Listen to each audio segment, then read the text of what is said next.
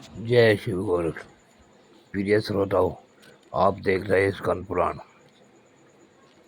और आज आप सुनेंगे स्कंद पुराण का भाग 116 तथा वैष्णव खंड का भाग 25।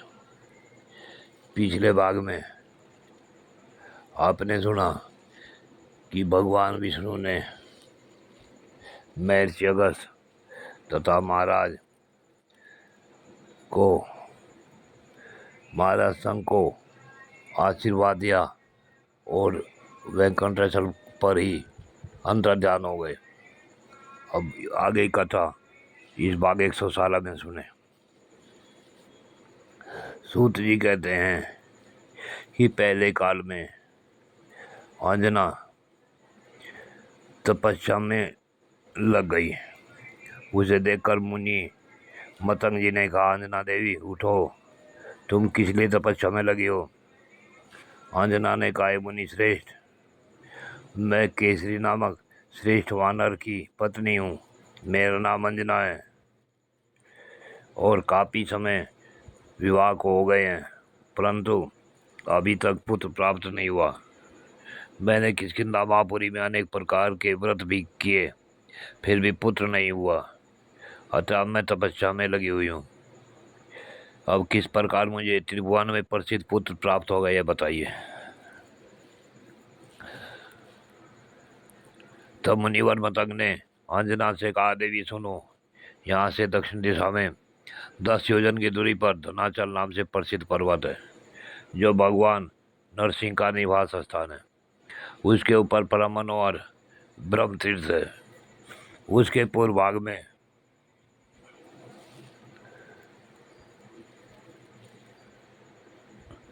स्वर्ण मुखरी नाम वाली श्रेष्ठ नदी बहती है। उस नदी के उत्तर भाग में वृषभाचल यानी वेंकटाचल नामक पर्वत है और उस पर्वत के शिखर पर स्वामी पुष्करणी तीर्थ है। वहां जाकर उसके शुभ जल का दर्शन करते ही तुम्हारा मन पवित्र हो जाएगा तथा वहां स्नान करके वाराह स्वामी को प्रणाम करो और भगवान वेंकटेश्वर को नमस्कार करके स्वामी तीर्थ के उत्तर जाओ। वहाँ आकाश गंगा नाम से प्रसिद्ध एक तीर्थ है। उस तीर्थ में स्नान करके उसके शुभ जल को पी लेना। फिर उस तीर्थ के सामने खड़ी हो वायुदेव की प्रसन्नता से के उद्देश्य से तपस्या करना। ऐसा करने से तुम्हें देवता, राक्षस, ब्राह्मण, मनुष्य तथा अस्त्र शस्त्रों से भी अवध पुत्र प्राप्त होगा। अब मुनि के ऐसा कहने पर देवी अंजना ने उन्हें बारंबार प्रणाम किया और अपने पति को साथ ले वह शीघ्र ही वेंकटाचल पर्वत पर गई। वहाँ स्वामी पुष्करणी में नहाकर उसने वाराह स्वामी को प्रणाम किया और भगवान वेंकटेश्वर के चरणों में भी अपना मस्तक नवाया। तत्पश्चात वह शीघ्र ही आकाश गंगा के तट पर गई और उसमें नहाकर उसके उत्तम जल को पीकर उसी के तीर्थ तट पर तीर्थ की ओर मुख करके खड़ी हो गई और प्राण स्वरूप वायु देवता की प्रसन्नता के लिए संयम एवं व्रत का पालन करती हुई तपस्या करने लगी।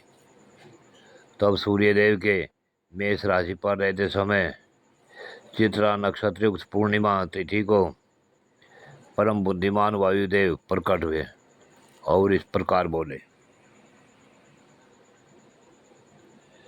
हे उत्तम व्रत का पालन करने वाली देवी, तुम कोई वर मांगो, मैं तुम्हारी तपस्या से बहुत प्रसन्न हूँ। मैं तुम्हारा मनोरथ पूर्ण करूँगा। उनकी बात सुनकर सती अंजना ने कहा, हे महाभाग परब्रह्म परमेश्वर, मुझे पुत्र प्रदान कीजिए। तब वायु देवता ने अंजना से कहा, हे सुमुखी, मैं ही तुम्हारा पुत्र होऊंगा और तुम्हारे नाम को विश्व में विख्यात कर दूंगा। देवी अंजना को ऐसा वरदान देकर महाबली वायु वहीं रहने लगे और अंजना देवी भी यह वरदान पाकर अपने पति के साथ बहुत प्रसन्न हुई तथा ऋतु अनुकूल देवी अंजना ने गर्भ ग्रहण किया। प्रिय श्रोताओ, आज की कथा यहीं पूर्ण होती है। आगे की कथा अगले भाग में। जय शिव गोरक्ष।